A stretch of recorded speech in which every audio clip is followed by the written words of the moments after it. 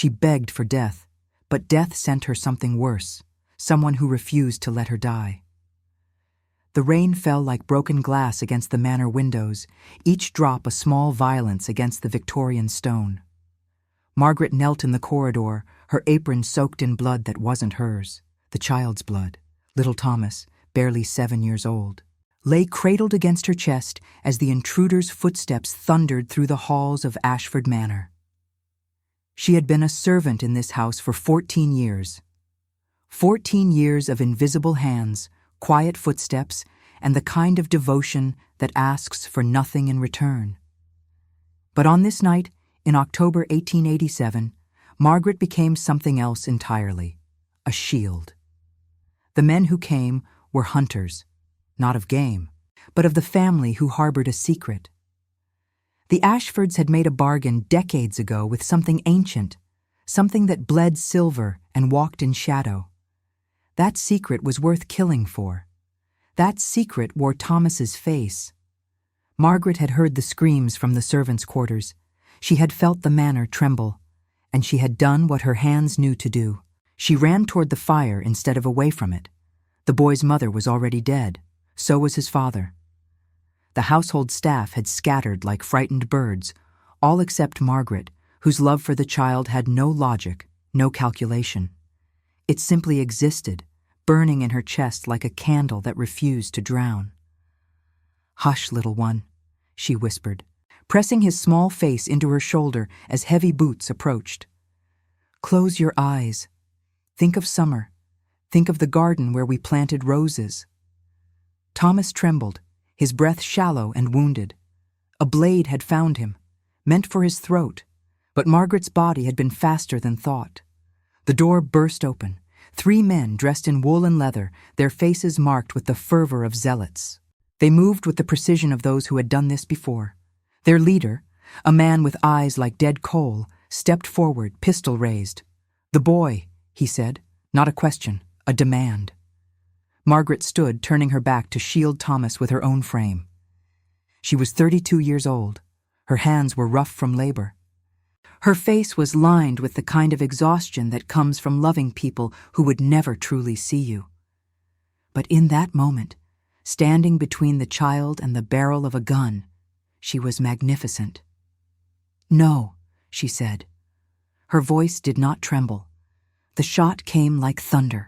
The bullet entered her back, near her spine. She felt it before the pain, a moment of pure shock, as if the world had betrayed her. Then came the burning, a fire that spread through her chest and made her gasp. She stumbled forward, one arm still wrapped around Thomas, the other reaching blindly for something to hold on to.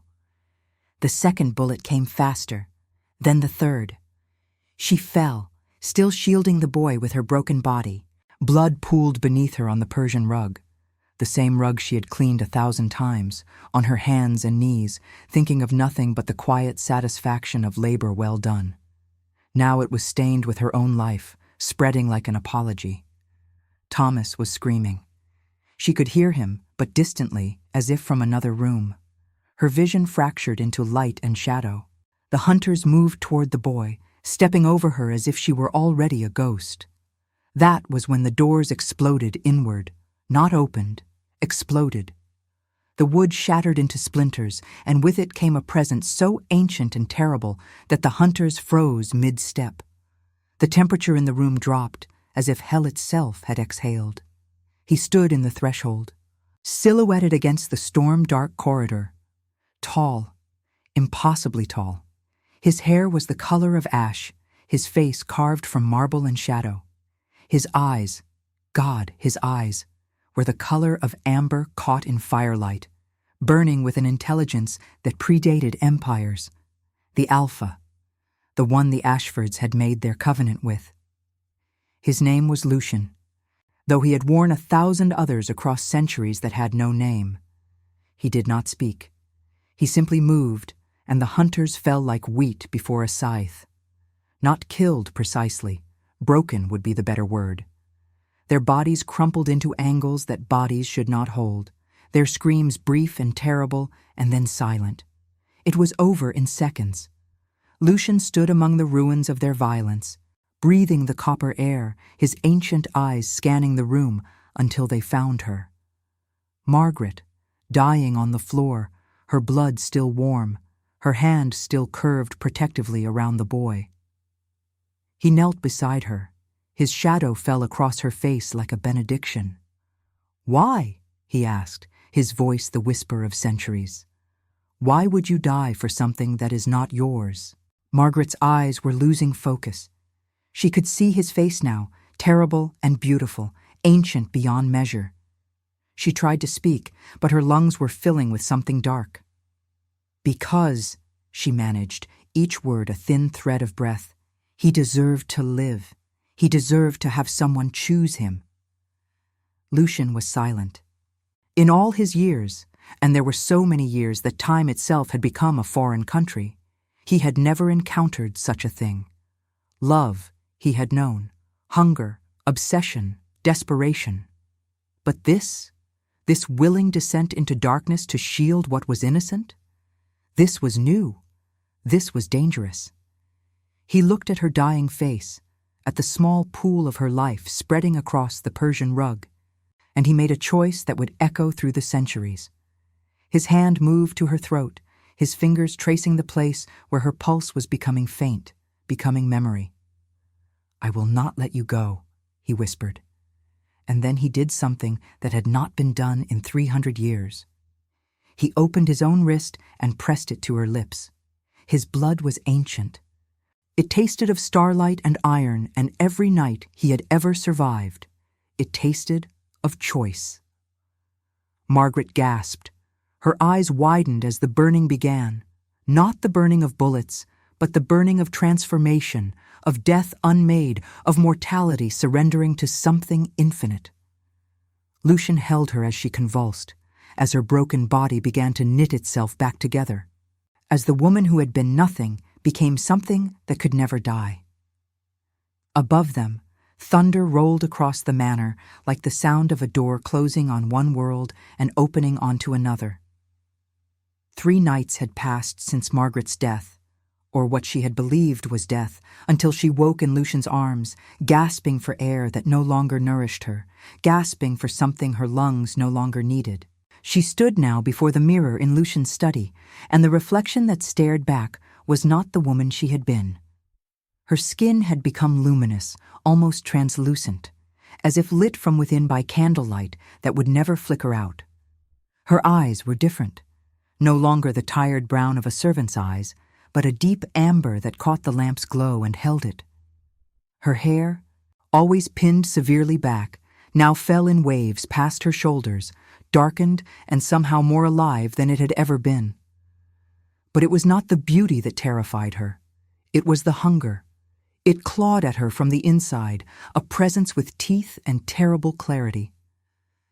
Every sound in the manor became a thing she could track, the beating of hearts behind stone walls, the rushing of blood through servants' veins as they moved through the corridors below. She could smell them, not as a woman smells perfume or food, but as a predator smells prey. It was obscene. It was intoxicating. "You are fighting it," Lucian said from behind her. He was always behind her now, she had noticed, always watching, always close enough to catch her if the hunger became too much.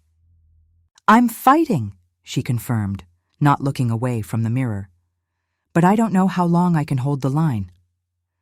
Lucian moved into the glass's reflection, his own image appearing beside hers like a ghost superimposed over reality. He wore a wine-colored velvet coat, the fabric old and expensive, the style of another era.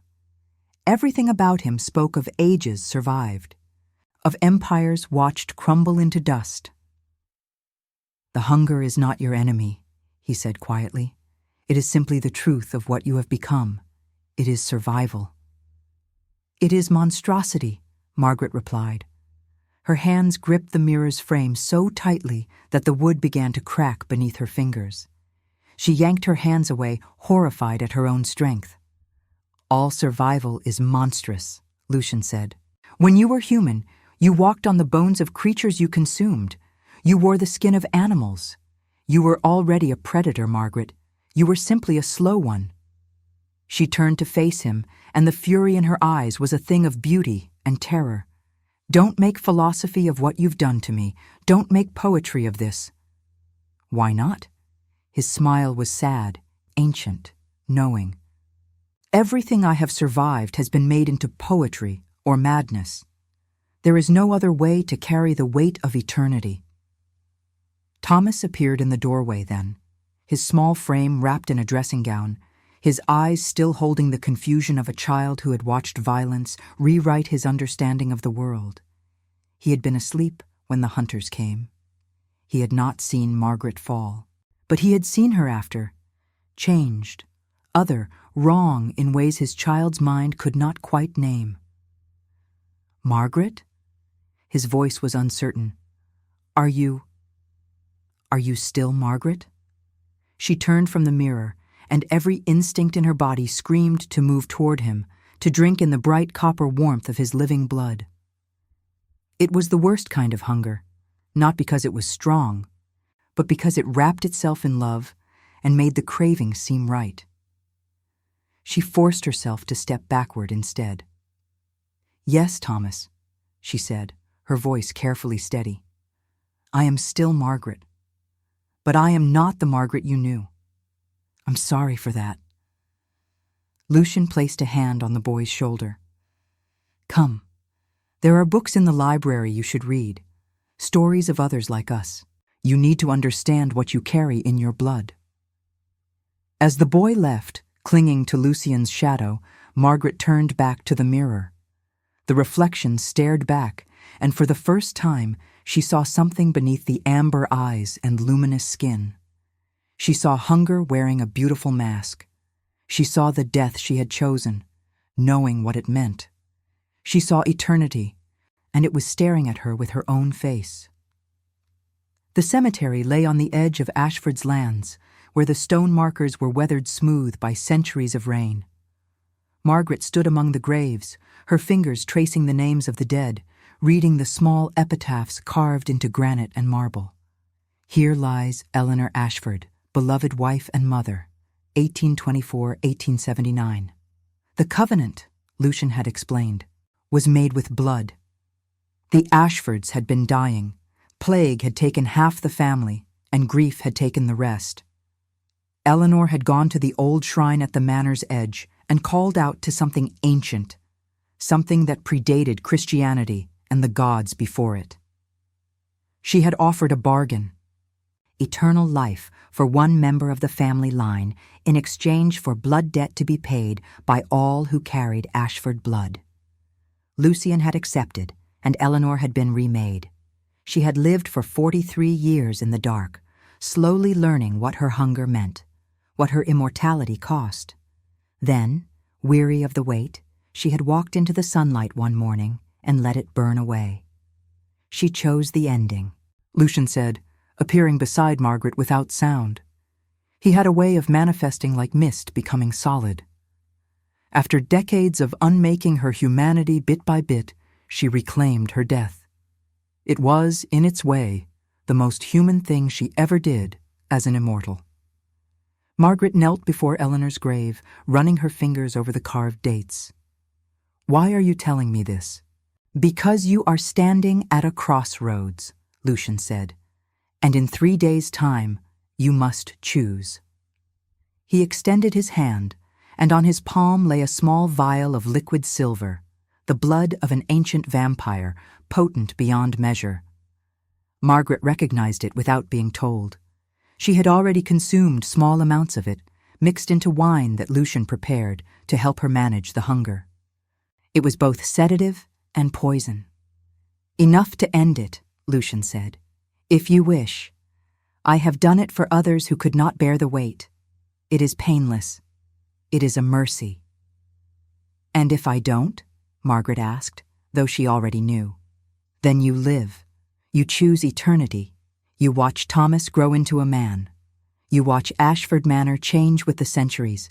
You become what I am, a walker between worlds, belonging to neither light nor dark, but to the space in between.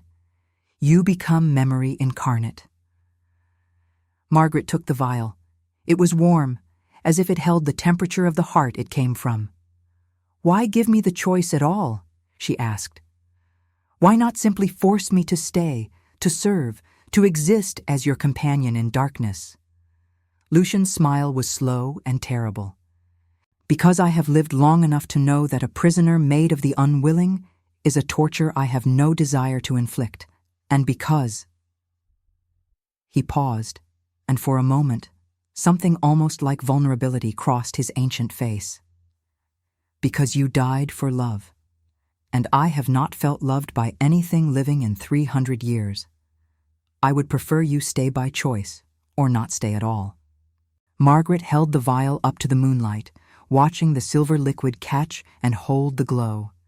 Inside it, she could see her reflection, not the luminous, amber-eyed thing from the mirror, but something deeper, something that looked almost like peace.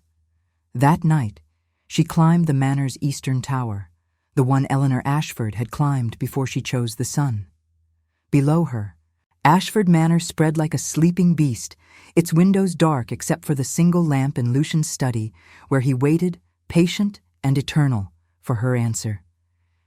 She thought of Thomas, alive, breathing, warm.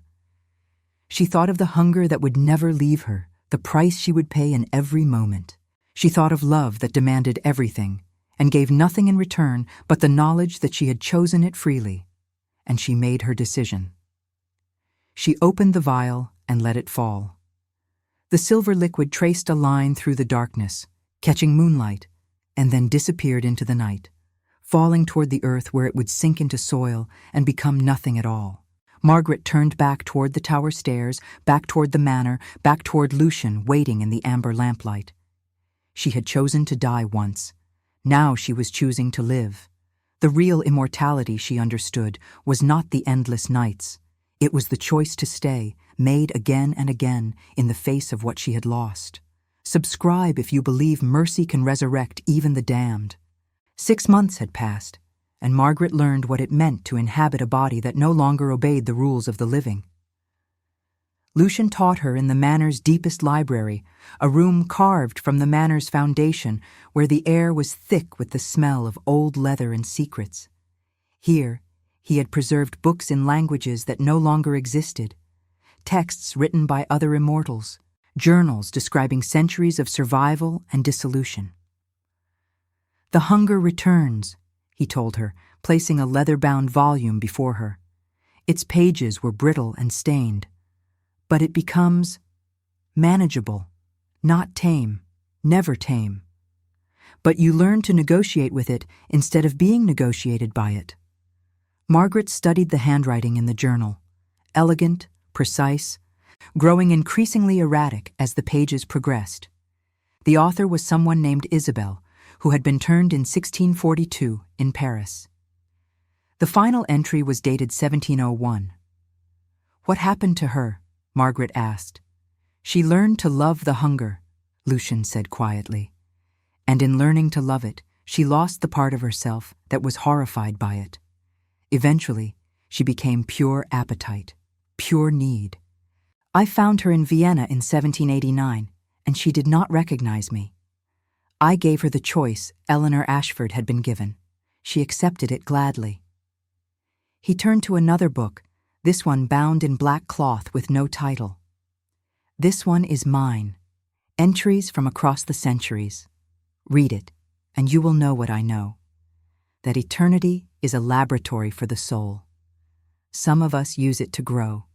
Others use it to burn away everything we were until nothing remains but hunger and shadow." Margaret read by lamplight through the night, as all her nights now were spent. Lucian's handwriting traced the centuries, entries from 1642, 1702, 1823, 1887. The same hand, aging only in wisdom, not in years. One entry caught her. To love anything is to accept its death. To be immortal is to love death most of all, and to be forever betrayed by its refusal to come. The cruelest trick of eternity is that it teaches you to treasure what is temporary, knowing you will be forever separated from it. Eleanor understood this, Perhaps that is why she chose the sun. Below that entry, in fresher ink, only weeks old, Lucian had written, "But then came Margaret, who died defending what was not hers, and I began to wonder if there is another kind of immortality, the kind built not on endurance, but on choice renewed daily. Every morning I might choose to step into the light, but I wake instead to see if she is still choosing to stay." Margaret read those lines 3 times, each time feeling something crack open inside her chest. This was not the distant god figure she had imagined in those first terrible nights. This was a man, ancient, powerful, but fundamentally alone in a way that had nothing to do with being surrounded by the dead. She closed the journal and walked to the tower window, looking out over Ashford's grounds. The night was clear, stars burning silver and distant. Thomas was asleep somewhere in the manor, growing stronger with each passing week, the vampire blood in his veins from his parents' covenant already beginning to slow his aging. In another few years, he would begin to notice. In another decade, the household would realize that none of them were changing at all. Margaret thought about Eleanor Ashford, climbing the eastern tower. She thought about Lucian's centuries of solitude, learning to love a hunger that could never be fully satisfied. She thought about the choice, every morning, every night, the choice to stay. When she returned to the library, Lucian was still there, waiting in the amber lamplight as he always waited. "I have a question," Margaret said. "In all your centuries, have you ever loved anything living?" Lucian looked at her for a long moment. "Until you, I had not even remembered what love felt like.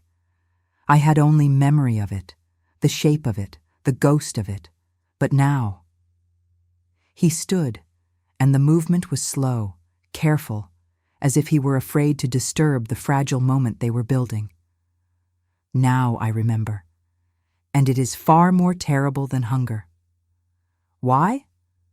"Because unlike hunger, love can be betrayed," he said. "Hunger simply is, but love requires trust. It requires believing that someone will choose you again tomorrow, knowing they could choose differently." Margaret understood then what he had given her when he offered the vial of silver blood. He had given her his own nightmare made manifest, the possibility of her leaving, made real and present in every moment. She reached out and took his hand, and neither of them was surprised when his skin was cold as stone. "Then I choose you," she said, "not because the hunger binds me, not because I must, but because even the dead can love, and my love for you is perhaps the most alive thing I have left." Thomas found them in the courtyard on the night of the autumn equinox, dancing in the darkness without music. Their movements a ritual older than language. The boy was 11 now, and the vampire blood was beginning to sing in his veins. He would not have much more time as a mortal child. In a year, perhaps 2, he would have to choose as Margaret had chosen, immortality or death. There was no other path for those who carried the covenant's mark. "What are you doing?" Thomas asked, mesmerized by the sight of them moving in the starlight. Margaret's hair caught the glow and held it, luminous as spun silver. Lucian was shadow itself, only his eyes visible, burning amber. "Teaching Margaret the history of the old knights," Lucian said, not breaking the rhythm of their movement. "Every vampire carries inside them the dances of their makers, the movements their predecessors learned to survive. In dancing, we remember." Margaret extended her hand toward Thomas. "Come, you should begin learning now. When the transformation comes, you will need these memories to hold on to. They are anchors. They keep you human when everything else is trying to make you into hunger and shadow." Thomas hesitated only briefly before joining them, his small hands held between Margaret's and Lucian's. They moved in a circle, and as they moved, Margaret understood something profound. This was how immortals survived. Not through isolation, but through the creation of ritual, of meaning, of connections that transcended blood. They danced until the sky began to pale, and then they withdrew to the manor's heart, to the room Lucian had prepared, A chamber lit entirely by candles, their flames catching in mirrors that reflected infinity.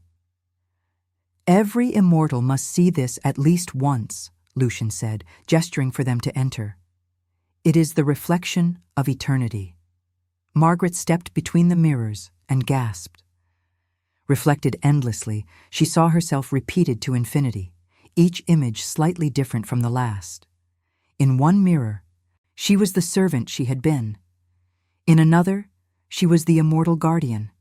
In yet another, she was old with centuries, her eyes holding the weight of ages.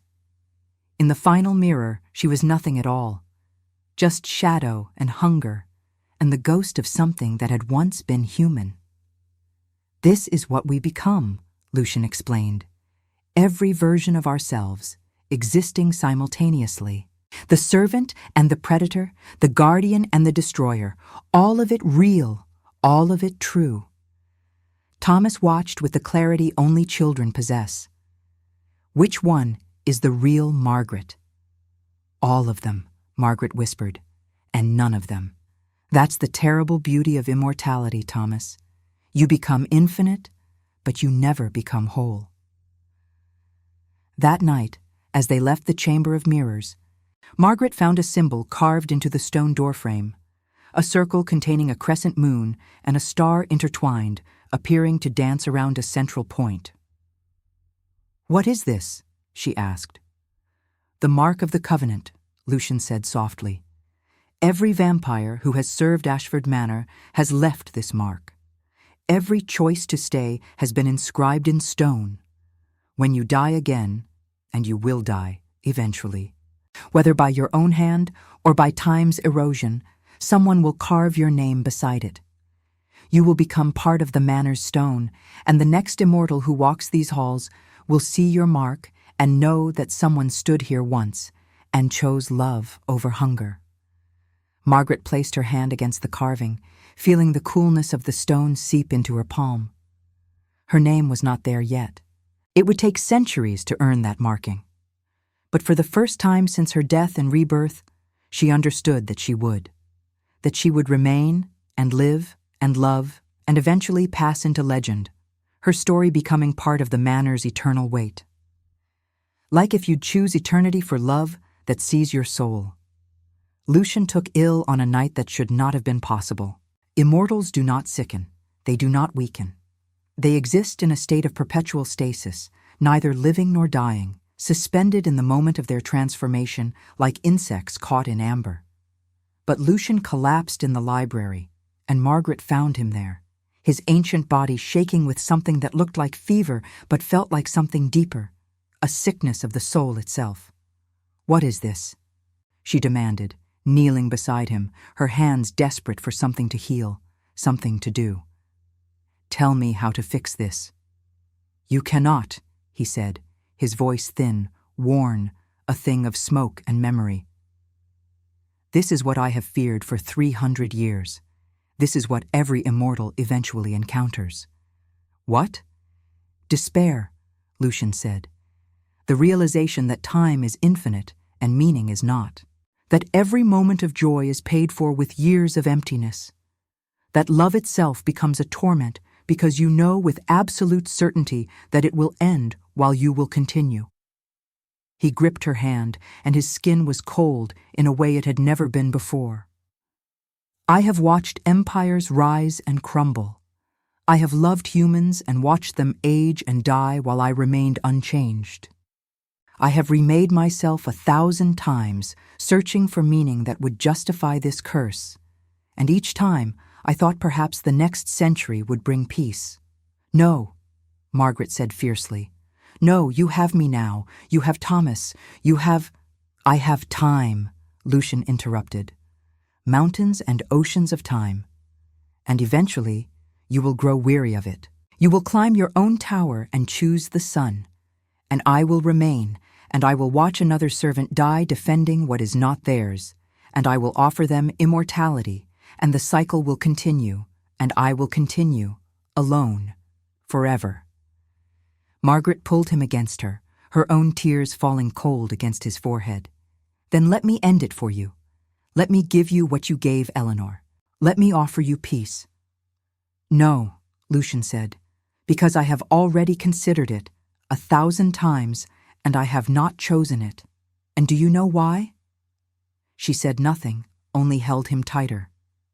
"Because every morning when I wake, I think, perhaps today is the day I finally understand why I was made to survive. Perhaps today, something will make sense of the centuries. And so I choose to live one more day, hoping that meaning is waiting just beyond the horizon. That is despair's cruelest trick, Margaret. It makes you hope, even when hope is what slowly kills you." They remained there through the night, Lucian trembling, Margaret holding him as he had once held her when she was dying. And in that reversal, she understood something essential about immortality. It was not that immortals could not feel pain. It was that they felt every pain forever, with no possibility of numbness, no mercy of forgetting. By dawn, Lucian had recovered somewhat, though something had shifted in him. The light had not gone out of his eyes, but it had changed, become more measured, as if he were rationing it carefully against a long darkness. "We must tell Thomas," he said. "He must know what he is choosing when the time comes. He must know that eternity is not a gift. It is a burden that sometimes feels like love only because we have forgotten how to live any other way." That evening, they gathered Thomas in the manor's great hall, and Lucian told him the truth about immortality. Not the poetic version, but the actual version. The weight, the hunger, the slow erosion of meaning, the way that love and despair became indistinguishable after enough centuries had passed.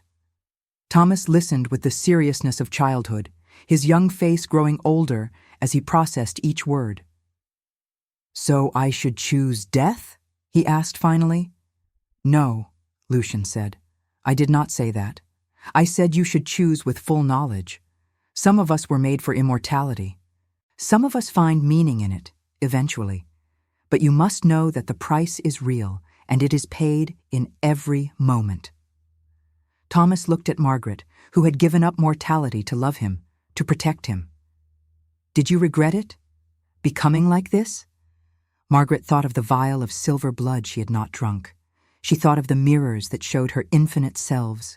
She thought of dancing in the starlight and learning rituals older than nations and knowing that she would walk the earth long after empires crumbled. "No," she said, "I do not regret it. But I also do not recommend it. I chose love, and love demanded this price. If you choose immortality, choose it because something inside you demands it, not because you are afraid of death or because you love someone living." Thomas nodded, understanding more than he should have to. That night, Margaret found Lucian on the eastern tower, the one Eleanor had climbed. He was staring toward the horizon where the sun was beginning to creep upward. "Are you going to do it?" Margaret asked, joining him. "Not today," Lucian said. "Today, I will watch the sunrise one more time, and tomorrow I will decide again. And the day after that, I will decide again. This is my eternal punishment and my eternal grace, the knowledge that I am always choosing to live, even when living is the hardest thing." He took Margaret's hand, and his skin was warm now, alive, present in the moment. "Thank you," he said, "for reminding me what it means to love something mortal, for making me remember that meaning is not something you find in time. It is something you build in the spaces between moments, with another person who is also afraid. Like, if you believe even monsters deserve a second chance." 3 years had passed, and Thomas was no longer a boy. At 14, he carried the marks of transformation. His eyes were beginning to shift colors in candlelight. His skin had taken on a luminosity that could not be explained by any natural means. The Covenant's blood was awakening in him, and soon he would have to choose. Margaret stood in the courtyard where she had danced with Lucian on the equinox, watching Thomas practice with a blade, one of the old curved ones that Lucian had retrieved from the manor's deepest vaults. The boy moved with a grace that seemed inhuman, each gesture economical and precise, as if his body already knew truths his mind had not yet learned. "He is almost ready," Lucian said, appearing beside her. He had recovered from his despair, or at least had learned to carry it in a way that did not destroy him daily. This, Margaret had come to understand, was what immortality truly taught, not how to transcend suffering, but how to make space for it alongside joy, to hold both simultaneously, without going mad. "For what?" Margaret asked, though she knew. "For the choice. For the night when the Covenant's pull will be so strong that he can no longer deny it, when the hunger will be so present that he will have to decide, drink or die, become or fade." How long? Weeks, perhaps a month. Lucian's voice was steady, but Margaret could feel the weight of it. He had done this before, with Eleanor. He had offered immortality to others across his centuries. But with Thomas, it was different. Thomas was not a stranger. Thomas was something close to a son, as close as immortals could have sons. That night, Margaret prepared a ritual she had learned from the Manor's oldest texts.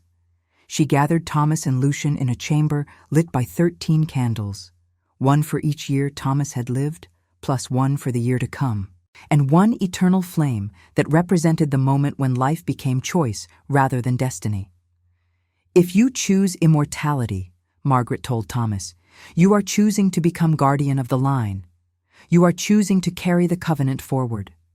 You will hunt and you will hunger, and you will learn to love things that are temporary. But you will also be part of something that outlasts nations. You will be part of the Manor's eternal family."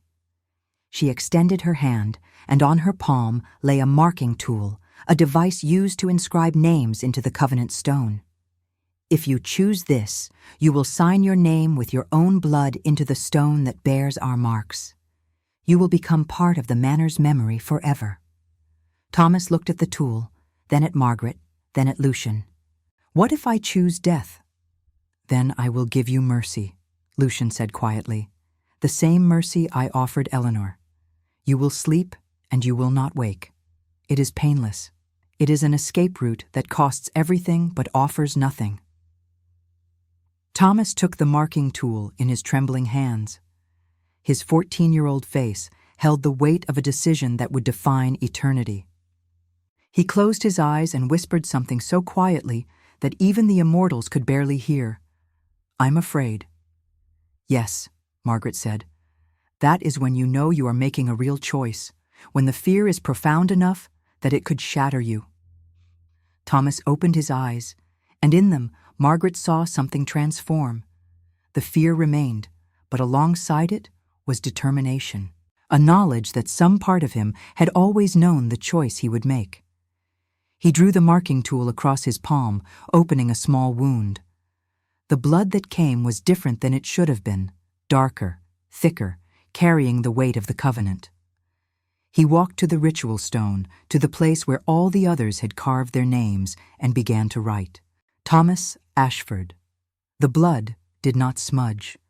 It burned itself into the stone as if the rock itself was accepting the mark, making it eternal. When he had finished, he turned back to Margaret and Lucian, and they saw that his eyes had shifted completely. The amber was no longer human amber. It was the gold of something ancient, something that had tasted infinity and found it acceptable. "I choose to stay," Thomas said, his voice deeper now, as if speaking from centuries of experience rather than 14 years of life. "I choose the manner. I choose the hunger. I choose to love what is temporary and bear the weight of eternity." Lucian embraced him, and Margaret saw something in that embrace that she had not expected. She saw the beginning of Lucian's redemption. He would not be alone in his immortality. He would have a companion who had chosen freely. He would have Margaret, and he would have Thomas, and the Manor would no longer be a prison, but a choice renewed daily. That night, as Thomas slept the deep sleep of the transformed, Margaret and Lucian stood before the covenant stone together, reading the names carved there across centuries. Eleanor Ashford, 1642, Isabel Mercier, 1702, James Chadwick, 1723, and now Thomas Ashford, 2046. How long until he begins to weary of it? Margaret asked. I do not know, Lucian said. That is the terrible beauty of it. None of us know how long we will choose to stay. Some burn out in a century. Some last for 5 centuries, as I have. Some, I suspect, will last forever. He took Margaret's hand. Does it matter? The knowing, I mean. Whether it's a year or an eternity? No, Margaret said. I think what matters is that every day we choose to wake up and see each other in the morning. Everything else is just time counting itself down. 23 years had passed. Margaret stood before the mirror in Lucian's study, the same mirror she had stood before when she first woke into immortality, horrified by what she had become. Now, the face that stared back was no longer a shock. It was familiar. It was her. Her amber eyes held the weight of decades lived at accelerated speed. Her skin carried the luminosity of someone who had died and been remade. But beneath these changes, something essential had remained. The kindness in her gaze, the determination that had made her shield Thomas all those years ago in the manor's corridor. Thomas appeared in the mirror's reflection before he appeared in the room, a sign of his own mastery of the immortal arts. At 37, he carried Lucian's terrible grace, but there was something in him that was uniquely Thomas, a gentleness that had survived the hunger, an ability to love the living without wanting to consume them. Lucian is calling you, Thomas said. He's on the tower. Margaret did not ask which tower. She knew. She always knew where Lucian would be in moments of transition. He would be on the eastern tower where Eleanor had climbed, where so many had climbed at the moments when they felt the weight of eternity pressing down too heavily. She found him there, silhouetted against the pale dawn, his ancient face turned toward the sunrise that was beginning to break over the horizon. I thought perhaps today, Lucian said without turning around, I might finally do it. Finally climb back down from the darkness and return to the light. Margaret's heart fractured. After all these years, after all the moments of choosing to stay, after building something that looked like family, he was going to choose to leave. Why now? She asked, though she wasn't sure she wanted to know. Because I suddenly realized that the meaning I have been searching for these 300 years is not something to be found in some distant future, Lucian said. It is not waiting on the horizon, growing more precious because it is unreachable. The meaning is here. It has always been here. In moments like this, in conversations with people I love, in the rituals we build together, in the knowledge that tomorrow someone might choose to stay beside me. He turned to face her, and Margaret saw tears on his ancient face, the first tears she had ever witnessed from him. So I will not climb down, Lucian continued, but I wanted you to know that I was considering it. I wanted you to know how close I came to ending this. And I wanted you to know that the only reason I didn't is because I couldn't bear the thought of waking up tomorrow without knowing you would be there in the manor somewhere, carrying your own burden of forever. Margaret embraced him, and they stood together on the eastern tower, watching the sun rise over Ashford Manor, a sun that would burn them if they stayed in it long enough, but which they could appreciate from the shadows if they chose carefully. How much longer do you think we'll do this? Margaret asked. I don't know, Lucian said, but that is the only truth that matters, isn't it? The not knowing, the choosing, anyway. Below them, Thomas was walking through the manor's corridors, already beginning to prepare for the evening, knowing that somewhere out in the world, another broken thing might call out for mercy. Another person might find themselves dying and discover that salvation could wear the face of a predator. The covenant would continue. The choices would be made again and again, night after night, for as long as the manor stood. And Margaret understood, finally, what Eleanor Ashford must have understood before she chose the sun, that immortality was not about endless time.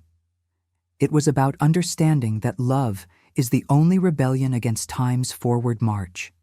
It is the only way to make eternity mean something. She took Lucian's hand, and they climbed down from the tower together. Behind them, the sun painted the stone in shades of gold and crimson, colors that looked like flame, like blood, like the first moment of creation or the final moment of ending. Neither of them knew which it was. But they climbed down anyway, toward the manor that waited, toward Thomas, who was preparing for the night's hunt, toward the infinite parade of choices that tomorrow would bring. And as the sun rose higher, casting their long shadows across the manor's ancient stones, Margaret realized that this impossible moment of two immortals walking together into the coming dark was what mercy looked like. This was the gift that death had given her when it refused to let her die.